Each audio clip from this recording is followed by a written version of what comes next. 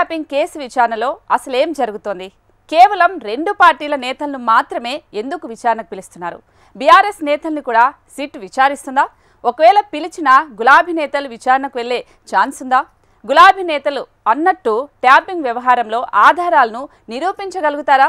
SIT ఏం తేల్చబోతోంది? రాజకీయంగా సంచలనం రేపుతున్న ట్యాపింగ్ కేసు నిలబడుతుందా లేదా? Watch the story. ట్యాపింగ్ తెలంగాణలో ఇప్పుడు ఏ పార్టీని కదిపినా, ఏ పొలిటికల్ లీడర్ను పలకరించినా దీనిపైనే చర్చ.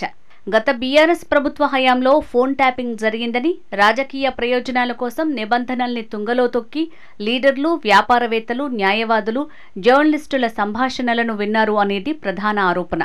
ఈ అంశాన్ని సీరియస్ గా తీసుకున్న కాంగ్రెస్ సర్కార్ అధికారంలోకి రాగానే నిగ్గు తేల్చేందుకు దర్యాప్తు బృందాన్ని ఏర్పాటు చేసి విచారణ జరిపిస్తోంది.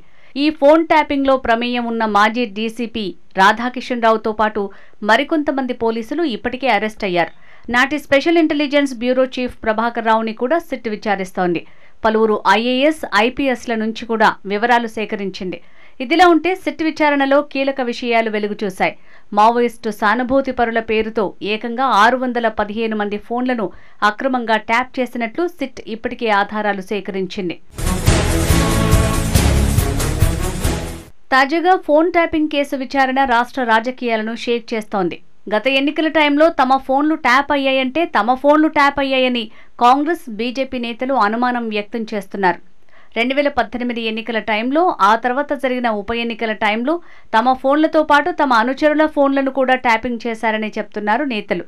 సర్వీస్ ప్రొవైడర్లకు ఎస్ఐబి పంపిన ఈమెయిల్ లిస్ట్ ఆధారంగా ఎవరెవరి ఫోన్లు ట్యాపింగ్ అయ్యాయో గుర్తించి వారికి నోటీసులు ఇచ్చి వాంగ్మూలాలను రికార్డ్ చేస్తోంది సిట్. విచారణలో భాగంగా ఇప్పటికే కాంగ్రెస్, బీజేపీకి చెందిన కీలక నేతల స్టేట్మెంట్లను రికార్డ్ చేసింది. పీసీసీ చీఫ్ మహేష్ కుమార్ గౌడ్తో పాటు బీజేపీ ఎంపీలు ఈటెల, కొండా విశ్వేశ్వర్రెడ్డి ఇప్పటికే సిట్ ముందు హాజరై వారు అడిగిన ప్రశ్నలకు సమాధానాలు చెప్పారు. మరో బీజేపీ ఎంపీ రఘునందన్ రావు, మంత్రి Vivek, MLA Rajagopal Reddy, AP PCC chief Sharmila కూడా తమ ఫోన్లను ట్యాప్ చేశారని ఆరోపిస్తున్నారు. ట్యాపింగ్ కేసు విచారణ దర్యాప్తులో భాగంగా ఇప్పటికే 200 మందికి పైగా బాధితుల వాంగ్మూలాలను నమోదు చేసింది సిట్. ఫోన్ ట్యాపింగ్తోనే ఫామ్ హౌస్లో బీఆర్ఎస్ ఎమ్మెల్యేల కొనుగోలు వ్యవహారం బయటపడిందని, ప్రతిపక్ష లీడర్లతో పాటు బీఆర్ఎస్ ఎమ్మెల్యేల ఫోన్లు కూడా ట్యాపింగ్కు గురయ్యాయనే వార్తలు చక్కర్లు కొడుతున్నాయి. అయితే ఎలాంటి సాక్ష్యాలు లేకుండా గత బీఆర్ఎస్ ప్రభుత్వంపై ఆరోపణలు చేయటాన్ని ఆ పార్టీ నేతలు తీవ్రంగా ఖండిస్తున్నారు. పథకం ప్రకారమే బీఆర్ఎస్ పార్టీపై ఆరోపణలు చేస్తున్నారని ధ్వజమెత్తుతున్నారు. ఫోన్ ట్యాపింగ్ చేశారని ఎవరు చెప్పారని, ఆధారాలు ఎక్కడున్నాయని ప్రశ్నలు లేవనెత్తుతున్నాయి.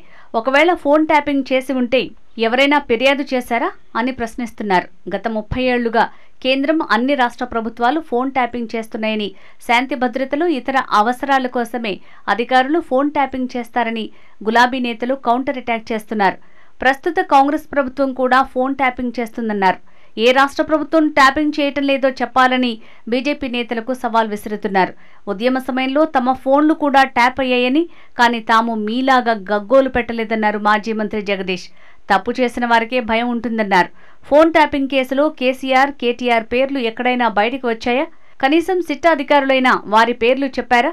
ప్రతిపక్షాలు కావాలనే రాద్ధాంతం చేస్తున్నాయన్నారు. ఇగో ఇది మా ఫోన్, తెలంగాణ ప్రభుత్వం ఉన్నప్పుడు వినడం ద్వారా నా రహస్యం తీసుకుపోయినరు, దీంతో నాకు నష్టం కలిగించిండ్రు, నా ప్రైవేట్ సంభాషణ విని బయట పెట్టిండ్రు, నా పరువేదన తీసిండ్రు అని వచ్చిన కంప్లైంట్ ఒక్కటి ఉందా ఇప్పటి వరకు? నేను తెలంగాణ ప్రజలందరికీ విజ్ఞప్తి చేస్తా ఉన్నా, ఇది ఒక పథకం ప్రకారం జరుగుతున్న దుర్మార్గమైన దాడి తప్ప అక్కడ ఏ కేసు లేదు, ఫోన్ ట్యాపింగ్ లేదు, ఏది కూడా కేసీఆర్కి సంబంధం లేదు, కేటీఆర్కి సంబంధం లేదు, మా పార్టీలు ఇంకొకరికి సంబంధం లేదు. అయినా భారతదేశంలో ఇవాళ ఏ రాష్ట్ర ప్రభుత్వం, ఏ కేంద్ర ప్రభుత్వం ఫోన్ ట్యాపింగ్ లేకుండా ఉంది?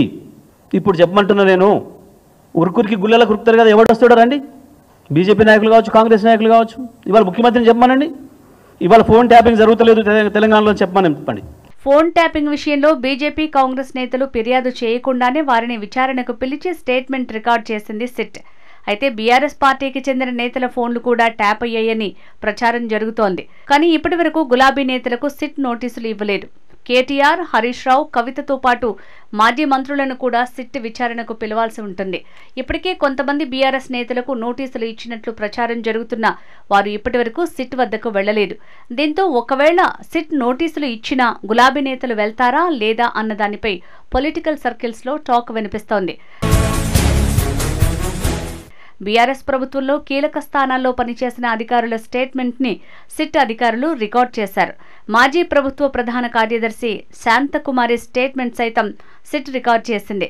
రివ్యూ కమిటీ చైర్మన్ గా తనకు గతంలో అధికారులు ఇచ్చిన సమాచార వివరాలను శాంతకుమారి సిట్ కు అందజేశారు. ఇక ఫోన్ ట్యాపింగ్ విషయంలో కేటీఆర్ టార్గెట్ గా ఆరోపణలు చేస్తున్నారు. కేటీఆర్ కు తెలిసే ఫోన్ ట్యాపింగ్ జరిగిందని ఆరోపిస్తున్నారు. దీనిపై గులాబీ పార్టీ లీగల్ ఫైట్ కు సిద్ధమవుతోంది. కేటీఆర్ ను బద్నాం చేయాలని ప్రభుత్వం ఫోన్ ట్యాపింగ్ విషయంలో లీకులు ఇస్తున్నారని బీఆర్ఎస్ అంటోంది.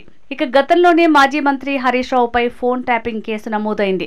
దీనిపై హరీష్ రావు హైకోర్టుకు వెళ్లగా తీర్పు హరీష్ రావుకు అనుకూలంగా వచ్చింది. తెలంగాణ రాజకీయ వర్గాల్లో చర్చనీయాంశంగా మారిన ఫోన్ ట్యాపింగ్ కేసు విచారణలో నిలబడుతుందా, ప్రభుత్వం సిట్ ఆధారాలను చూపగలుగుతుందా అనేది వేచి చూడాలంటున్నారు రాజకీయ విశ్లేషకులు.